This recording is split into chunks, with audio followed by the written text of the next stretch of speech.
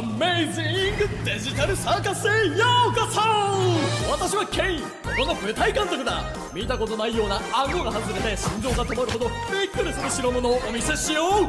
サングル作るあと銀河もラバータチャクスそれにタグも毎日毎日毎日毎日大騒ぎ。何が起こってるの？ここはどこ？まあ落ち着いて。まだ夢だと思ってんだね。出口があるんなら僕らみんなとっくに出てってるよ。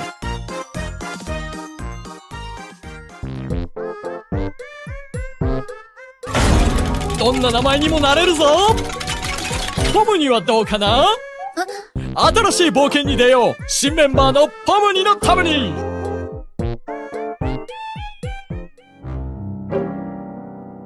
グローインクの収集だ。目についたものをすべて奪い去る。ちょっとやめて。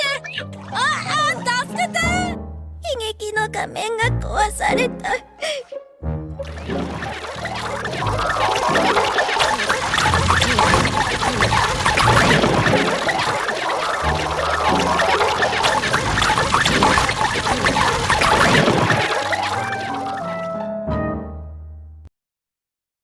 カフも見に行かなきゃ。それにポムリにも会ってもらいたいし。カフ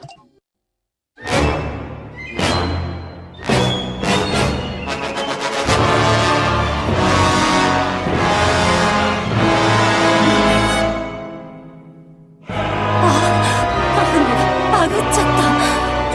大丈夫よ。あれって何？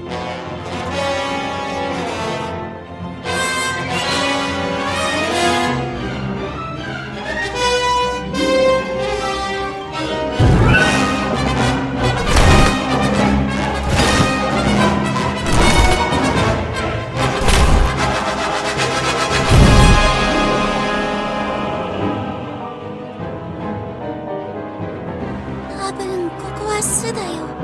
待って、ハーモニーがいないね。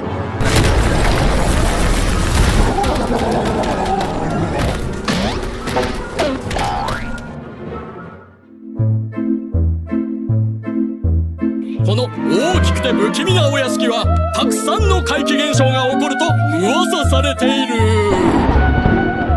こういうのはあんまり得意じゃないんだがね。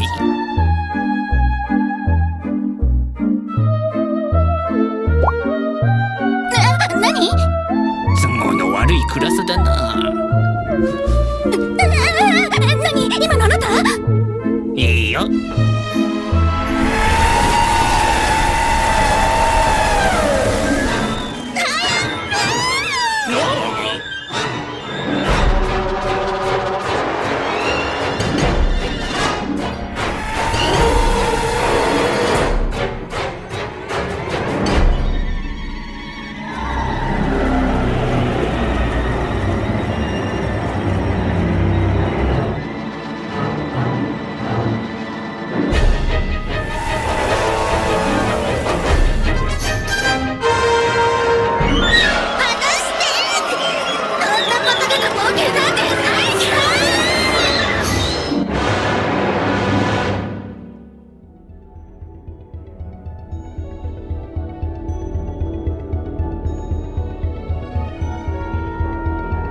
ねえ、大丈夫？上に戻る方法がきっとあるはず。手伝ったりしてくれないかな？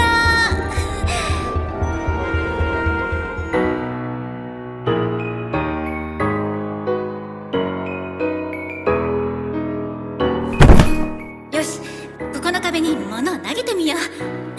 それがダメなら他のことを試しましょう。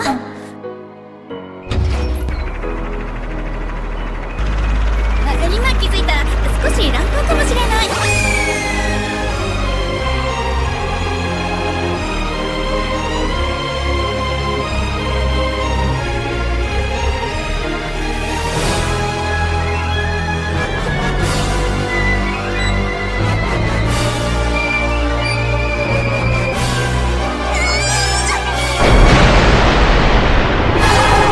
おかえり、素敵な可愛い子ちゃんたち。この冒険は終了だ。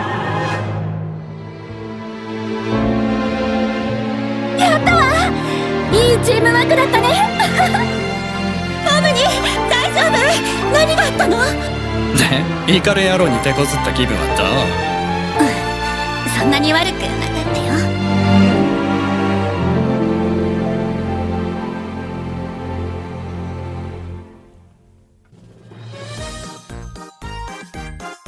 これでよし、報酬はバブルコック長が振る舞う美味しいデジタル料理だ。法で認められている愛を込めて作ったよ。グッズ売り上げは全て番組の資金になり、資金があれば大規模にクレイジーなことができるんだ。販売されているのはデジタルサーカスドットストアだけ。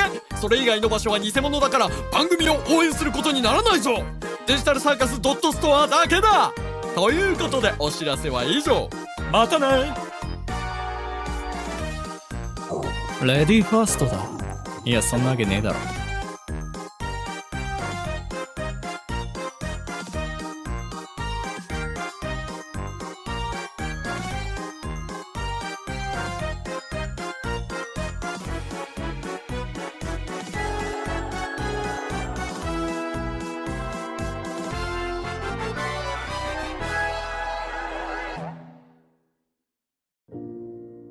いかがでしたでしょうか？この度、アメイジングデジタルサーカスのオリジナルアトラクションを家で工作してみました。パークツアーズのリョクと言います。いつも工作でアトラクションを作るときは、USJ の今は亡きスパイダーマンザライドやディズニーシーのタワーオブテラーなど既存の再現をしていたんですが、今回は私が考えたオリジナルのアトラクションとして、それを工作で作ってみたという流れになります。ここからは工作の裏側を紹介していこうと思うのですが、そもそも皆さんはアメイジングデジタルサーカスを知っていますか？この動画を見ている人は大体知っているでしょうけども、グースワークス原作のグリッチプロダクションズにて制作されたウェブアニメです。ポップな仮想世界が舞台で、迷い込んだ女性がいろんな体験をするんですけれど、その中で出会う個性的なキャラクターやダークな設定や物語が魅力的な作品です。2023年 YouTube にて第1話が公開され大人気となり、最終話である第9話が2026年に公開されました。いやー、まさか仮想世界系の話であんな終わり方があるなんて、なかなか衝撃的でしたね。と作品の感想はさておき、アメデジってほんとキャラが良くて世界観もあるからアトラクションにしたら最高だろうし、私たちもアメデジ世界にアトラクションとして入れたら楽しいんだろうなって思い制作に当たりました。今回アトラクションを作るにあたって一応現実でできるとしたらというリアルさも意識しました。よく YouTube で上がっている、3D とかでね作っているオリジナルのアトラクションとかジェットコースター作ってみましたみたいなやつって、いやいや物理的にありえないでしょとか、面積どうなってんの、予算やばいでしょみたいな、自由な発想で全然それで楽しければいいんですけれど、良くも悪くも、自由すぎる発想のものが多いんですよね。私は現実のテーマパークを愛する者として、今回はありえそうなアトラクションを作ってみたわけです。アトラクションのイメージとしては、ディズニーランドのダークライドをベースとしつつ、USJ の映像を駆使したシステムを混合したものです。キャラクターたちが大きく動いたり、ライドがものすごい速さで動いたり、現実的な面積だと大変でしょって場面には映像が使われています。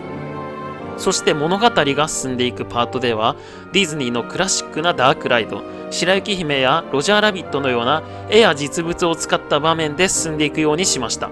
本当はアニマトロニクスで腕が動いてとかが理想だったんですけどね。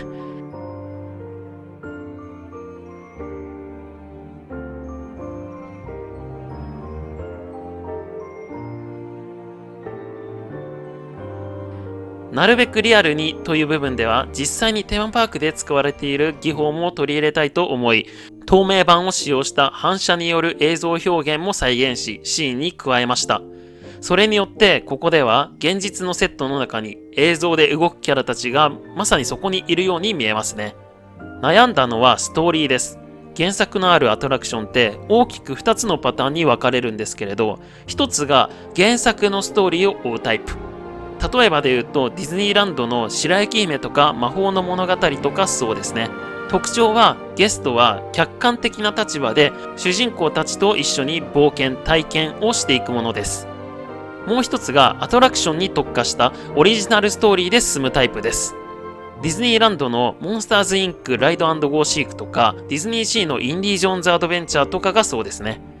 こちら特徴がゲストは物語の主人公もしくは一員で世界観に入ることができるものです。さて、アメデジのアトラクションを作るとしたら、当初私は第1話のストーリーを追うものを想定していました。セリフやストーリー構成など一番無難にできるからです。構想というか、アトラクションの制作自体は2023年から一応考えてはいたんですね。しかし、時が経つにつれて、もっとアメデジのストーリーとしてアトラクションらしい体験やオチができるのではないかと考え、再構築しました。そしてこのアトラクションは前半は第1話をベースとしたストーリーを追う流れで、後半はゲストがポムニと一緒に冒険するというなんと合体版の構成になったんです。アメデジ本編の中で登場したセリフをもとにどんなストーリーができるか考えながら作ったのですが、一応なんとかこんな形で落ち着きました。と言っても言うて手作りなので、あのチープさを純粋に楽しんでいてもらえたら幸いです。アメデジのアトラクションがあるとしたら、皆さんはどんな内容がいいですか？ぜひこのアトラクションの感想とか、アメデジ自体の皆さんの愛とかコメントお待ちしております。ではとりあえずアトラクションの解説は以上になります。ご視聴ありがとうございました。